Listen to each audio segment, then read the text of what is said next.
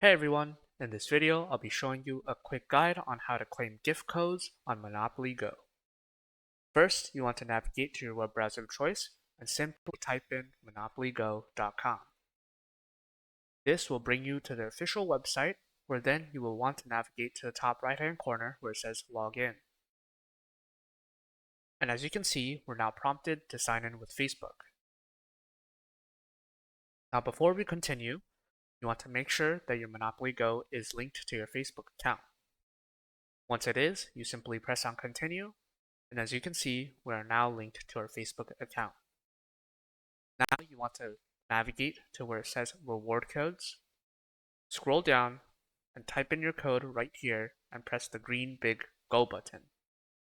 Now if you don't know where to get reward codes, you have to first buy a physical Monopoly Go board game made in collaboration between Scopely and Hasbro. These individual codes will then give you a special token in the shape of Mr. Monopoly for you to use in the mobile game. If you found this video helpful, please consider leaving a like and subscribing. Thanks for watching.